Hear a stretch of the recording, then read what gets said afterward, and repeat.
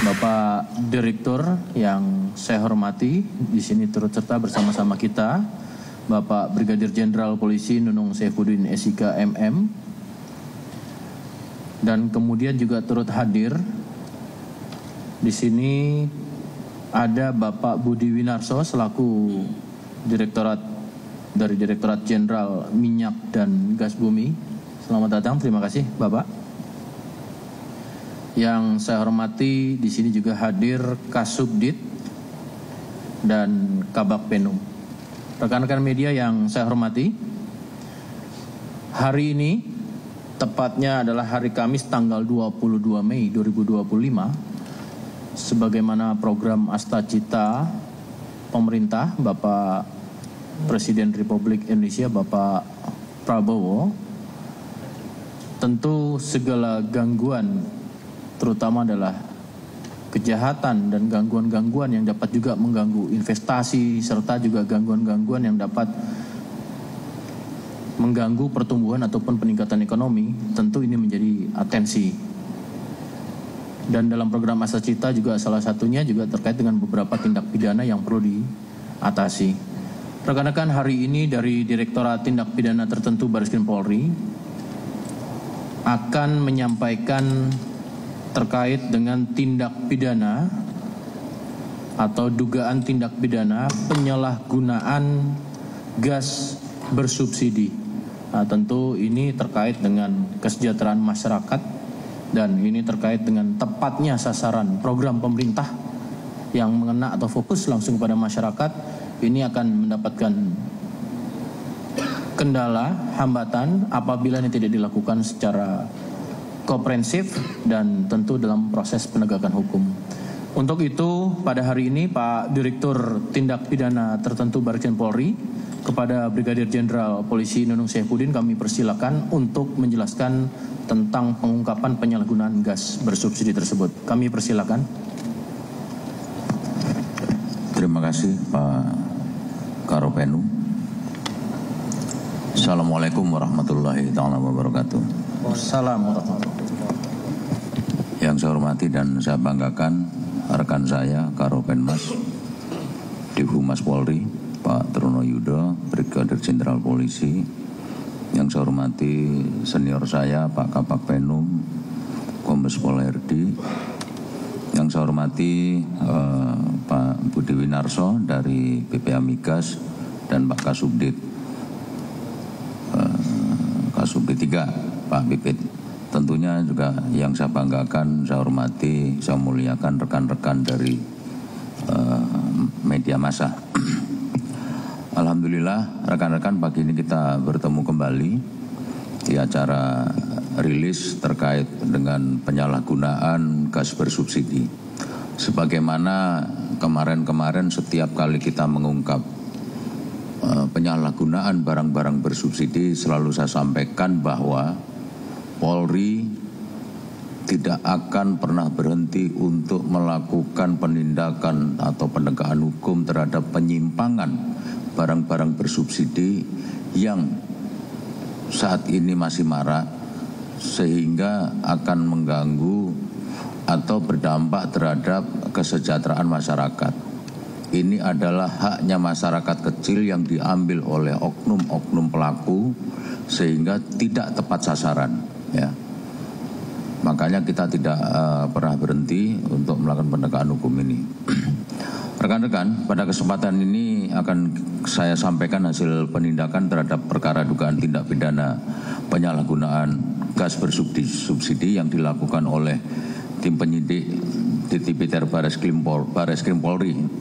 Jadi hari ini ada 2 yang akan saya sampaikan. Pertama adalah laporan polisi nomor LP52 tanggal 17 Mei 2025 dengan TKP Jalan Gang 21 RT 08 RW 05 Kelurahan Papanggo Kecamatan Tanjung Priok Kota Jakarta Utara yang dilakukan oleh 5 orang tersangka berinisial KF, MR, W, P, dan AR. Yang kedua adalah laporan polisi Nopol LP 53 tanggal 19 Mei 2025 dengan TKP Jalan Pulau Harapan 9 RT 7 RW 6 Kelurahan Cilangkap Cipayung yang dilakukan juga oleh 5 tersangka yaitu BS, HP, JT, BK, dan WS. Kronologi dari penyelidikan dan penyidikan, kita mulai dari penyelidikan dulu yang untuk TKP Jakarta Utara atau LP nomor 52. Berdasarkan informasi adanya kegiatan penyalahgunaan gas bersubsidi di TKP Kelurahan Papanggo, Kecamatan Tanjung Priok, Kota Jakarta Utara. Atas dasar informasi tersebutlah maka kami pada tanggal 16 Mei 2025 melakukan penyelidikan di sebuah lokasi yang diduga menjadi tempat penyuntikan isi gas dari tabung gas subsidi 3 kg ke dalam gas non subsidi 12 kg.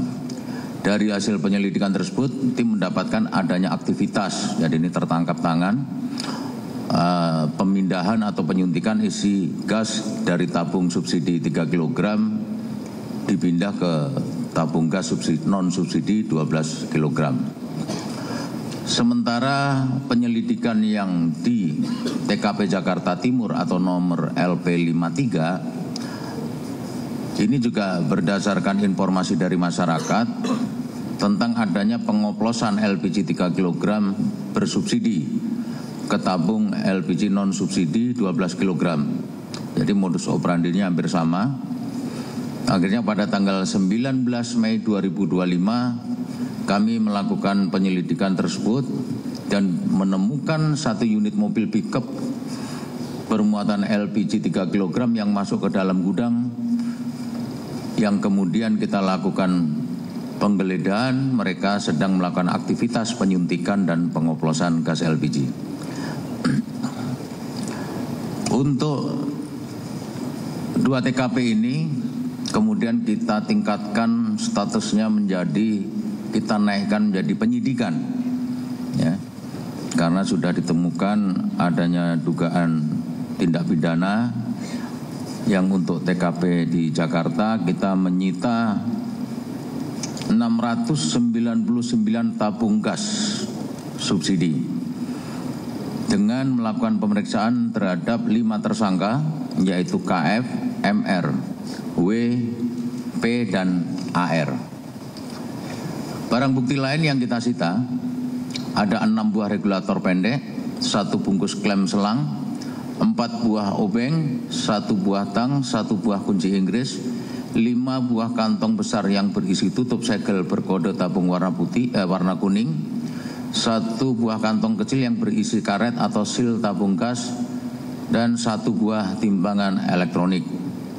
Kemudian kita juga menyita 2 unit mobil pickup sebagai alat angkut. Selain itu, kami juga menyita 4 unit alat komunikasi berupa handphone merek Oppo. Dari penyitaan itu, kita juga sudah mengamankan 2 buah buku catatan warna merah atau buku pembukuan sehingga kita nanti bisa tahu sudah berapa lama mereka melakukan kegiatan ini. Yang untuk TKP Jakarta Timur atau yang LP 53 pada tanggal 19 Mei 2025 kita langsung naikkan ke penyidikan dengan memeriksa saksi yang kita amankan dan kita naikkan jadi tersangka sebanyak 5 orang, ya. Tadi sudah kami sampaikan ini masing-masing mempunyai peran sendiri-sendiri. Kemudian kita sita 462 tabung gas.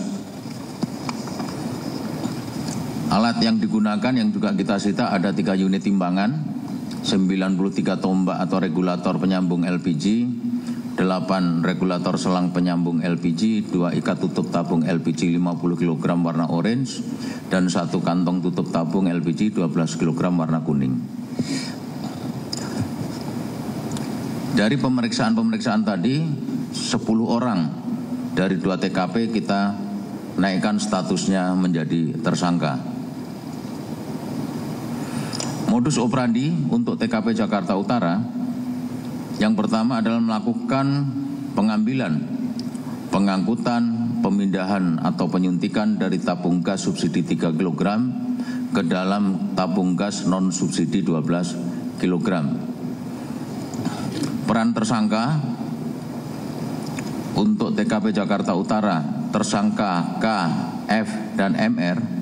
KF berperan sebagai supir yang bertugas mengambil gas 3 kg dari agen di Jakarta Barat dan mengirim tabung gas 12 kg hasil penyuntikan kepada pembeli atas perintah saudara RT, sedangkan tersangka MR berperan sebagai supir yang bertugas mengirim tabung gas 12 kg hasil penyuntikan kepada pembeli atas perintah saudara RT juga. Selain bertugas sebagai supir, tersangka KF dan MR juga bertugas sebagai dokter atau yang melakukan pemindahan dari tabung gas subsidi 3 kg ke dalam tabung gas non subsidi 12 kg. Tersangka W, P, dan AR berperan sebagai supir yang bertugas mengambil tabung gas 12 kg hasil penyuntikan kepada pembeli atas perintah saudara RT. Sementara modus yang terjadi di Jakarta Timur yaitu melakukan pembelian dan mengangkut LPG 3 kg yang bersubsidi dari warung-warung atau pangkalan LPG sekitar Jakarta Timur. Kemudian menyuntikkan atau memindahkan isi ke tabung gas non subsidi dengan ukuran 12 kg, 50 kg dan 5,5 kg serta menjualnya di berbagai wilayah di Jakarta. Peran para tersangka dari 5 tersangka ini masing-masing akan saya uraikan bahwa tersangka BS merupakan pemodal dan yang membiayai kegiatan penyuntikan atau pengoplosan LPG. Kedua, mengendalikan pembelian LPG 3 kg bersubsidi dan penjualan LPG hasil penyuntikan atau pengoplosan. 3, membayar gaji karyawan dan menyewa gedung. Yang keempat, memerintahkan seluruh karyawan melakukan penyuntikan atau pengoplosan.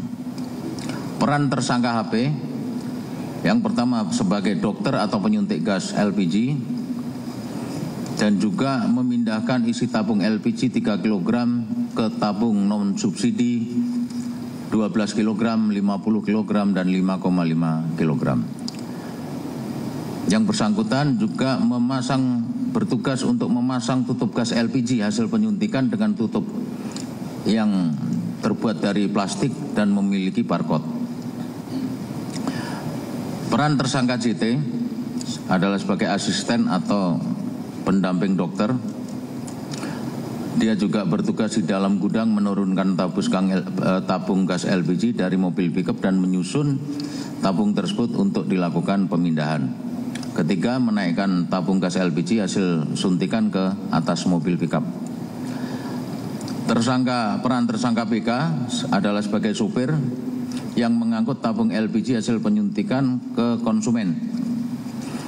Kedua, membantu tersangka JT memuat tabung LPG hasil penyuntikan atau pengoplosan ke mobil pickup dan membantu tersangka HP memasang tutup tabung LPG hasil oplosan tersebut. Tersangka terakhir yang WS adalah sebagai kernet sopir pickup yang mengangkut gas LPG 3 kg bersubsidi, membantu sopir untuk membeli gas LPG 3 kg dari warung dan pangkalan di sekitar Jakarta Timur. Dia juga sebagai bertugas untuk menurunkan muatan gas LPG dari mobil pickup ke gudang. Pasal yang diterapkan dalam 2 perkara ini adalah Pasal 40 angka 9 Undang-Undang Nomor 6 Tahun 2023 tentang penetapan peraturan pemerintah pengganti Undang-Undang Nomor 2 Tahun 2022 tentang Cipta Kerja menjadi Undang-Undang Perubahan atas ketentuan Pasal 55 Undang-Undang Nomor 22 Tahun 2001 tentang minyak dan gas bumi, junto Pasal 55 ayat 1 ke 1 KUHP dengan ancaman pidana penjara paling lama 6 tahun dan pidana denda paling banyak 60 miliar rupiah. Kerugian negara yang ditimbulkan akibat kegiatan ini bahwa tindak pidana yang dilakukan oleh para tersangka sudah berlangsung 1,5 tahun. Adapun kerugian negara adalah sebagai berikut. Untuk di TKP Jakarta Utara perkiraan sekitar 2.340.800.000. Untuk TKP Jakarta Timur sejumlah 14.460.600.000. Sebelum saya akhiri, saya akan sampaikan closing statement pada rekan-rekan sekalian bahwa komitmen kami penegakan hukum terhadap penyalahgunaan barang bersubsidi merupakan langkah strategis dalam menjaga keadilan pendistribusian energi nasional. Artinya bahwa barang-barang bersubsidi harus dapat tersalurkan kepada mereka yang memang berhak, ya, harus tepat sasaran. Kami dari Dirtipiter Barreskrim Polri akan terus menindak tegas setiap pelaku yang mencoba merampas hak masyarakat dan merugikan negara. Itu sudah komitmen kami. Kemudian melalui penegakan hukum ini kami berharap dapat menimbulkan efek jera bagi pelaku serta peringatan bagi pihak lain agar tidak melakukan tindakan serupa. Penegakan hukum ini bukan upaya akhir, rekan-rekan, melainkan bagian dari upaya berkelanjutan dalam menciptakan tata kelola subsidi yang transparan dan akuntabel. Polri akan terus hadir bekerja dan bertindak demi kepentingan masyarakat. Saya kira itu yang bisa kami sampaikan. Sekali lagi terima kasih pada rekan-rekan media. Saya akhiri billahi taufiq wal hidayah. Wassalamualaikum warahmatullahi taala wabarakatuh. Waalaikumsalam warahmatullahi wabarakatuh. Baik rekan-rekan media, itu tadi apa yang sudah disampaikan pada proses pengungkapan terkait dengan dugaan tindak pidana penyalahgunaan gas bersubsidi. Mungkin rekan-rekan ada pertanyaan, saya berikan satu segmen dengan 3 penanya pertama. Kami persilakan dari sebelah kiri saya satu. Baik, satu. Silakan, segmen ini saya buka dengan satu pertanyaan, silakan.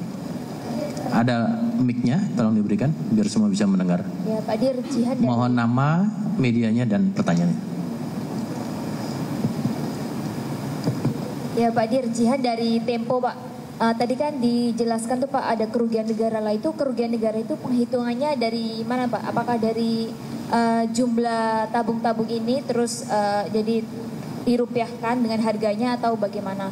Lalu yang kedua, para tersangka ini dijerat dengan pasal berapa Pak? Terima kasih Pak. Baik, 2 substansi pertanyaan terkait penghitungan dan kedua terkait dengan pasal yang diterapkan. Kami persilakan Pak Direktur. Langsung saya jawab aja ya dari Tempo ya. Yang pertama, hitungan kerugian negara. Hitungan kerugian negara ini kita hitung berdasarkan jumlah tabung gas ya bersubsidi, kita kalikan dengan harga. Kenapa kita kalikan dengan harga? Dengan harga subsidi. Karena itu yang harusnya diterima oleh masyarakat kecil dibeli semua. Jadi bukan ada disparitas atau ada selisih, tidak ya. Karena yang subsidi ini udah hilang semua, kerugian negaranya di situ. Ya. Kemudian penerapan pasal tadi saya kira udah saya sampaikan ya. Coba nanti tanya sama, karena ini panjang. Oke, tanya Yona insya Allah tahu ya. Baik, terima kasih Pak Direktur. Jadi terkait dengan apa yang di perkenaan pasal tadi sudah disebutkan dalam penerapan pasal persangkaan ya. Jadi tadi sudah disampaikan juga. Jadi penindakan ini itu kan dalam rangka menciptakan tata kelola subsidi yang transparan dan akuntabel ya. Baik, silakan. Mungkin segmen kedua saya buka. Ada pertanyaan lagi Kak Yona. Silakan. Satu lagi, 2 Kak Endang. 3 di belakang. Baik, silakan. Segmen kedua 3 penanya pertama. Izin Pak Dir, saya dari Metro TV mau bertanya tadi kan kasus ini sudah beroperasi 1,5 tahun dan telah dijual di wilayah Jakarta. Itu apakah sudah terdeteksi di wilayah mana saja tabung yang yang disuntik yang 12 kilo, 50 kilo, dan 5,5 kilo itu dijual di mana saja wilayahnya Pak. Kemudian tadi kerugian negaranya sudah disampaikan 2 miliar dan ada 1,14 miliar. Untuk keuntungan dari para pelaku ini Pak dalam 1,5 tahun operasi. Terima kasih Pak. Keuntungannya belum dihitung. Lanjut pertanyaan berikutnya. Pak Dir izin saya undang dari Detikom. Mau tanya yang pertama, tadi tersangka BS di Jakarta Timur ini kan dia sebagai pemodal Pak. Selain sebagai pemodal dalam sindikat ini, dia berprofesi sebagai apa sehari-harinya? Terus yang kedua, di Jakarta Timur tadi juga modusnya dia beli gas LPG itu dari warung dan pangkalan. Perharinya dia beli berapa jumlah gas dari warung-warung itu? Apakah dia emang udah bekerja sama? Berarti dia membeli dalam jumlah banyak kan Pak? Nggak mungkin satu-satu dari tiap warung dan pangkalan itu. Dia udah bekerja sama dan berapa gas bersubsidi yang dia beli per harinya setiap hari. Lalu berapa gas bersubsidi juga yang dia oplos per harinya. Terima kasih Bapak. Baik, terima kasih. Sekali lagi satu di belakang saya. Ya, selamat pagi Pak. Saya Hasbi dari Nusantara TV Pak. Suaranya kurang keras. Saya Hasbi dari Nusantara TV Pak. Ya. Oke. Pak, kalau model alatnya apakah memang sama nih dari pengungkapan sebelumnya? Alat-alat yang digunakan untuk menyuntik ini apa sama? Ini kan ada pipa-pipanya, kan biasanya ditindih gitu ya, dari yang gas kecil ke gas yang besar. Nah, apakah modelnya sama dari pengungkapan sebelumnya gitu Pak? Modus. Jelas nggak pertanyaan? Jelas. Baik, Langsung Pak Direktur. langsung saja. Terima kasih. Nanti ada beberapa pertanyaan yang akan dijawab oleh Pak Pipit selaku Kasubdit. Ya. Saya akan jawab yang pertama saja dari Metro, bahwa hasil dari kegiatan pengoplosan ini sudah dijual di seputaran lokasi ya, yang untuk intinya di luar daripada masyarakat. Ini bisa di rumah makan, bisa di tempat-tempat di hotel dan bisnis lainnya. Makanya dia ada pakai timbangan, karena mereka kalau beli sekarang mereka akan menimbang dulu sesuai enggak ukurannya. Kemudian jumlah keuntungan, ya ini kita belum hitung keuntungannya, kita baru menghitung dugaan kerugian negara yang kita hitung berdasarkan harga jual barang bersubsidi ini atau gas bersubsidi dikalikan dengan lamanya, ya, dikalikan dengan lamanya dan, nah bentar ya.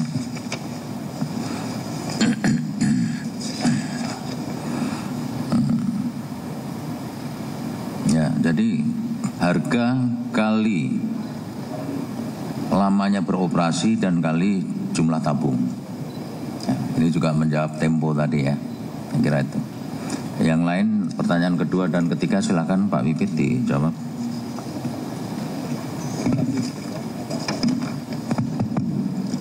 Terima kasih Dino, kami akan menyampaikan apa yang sudah ditanyakan.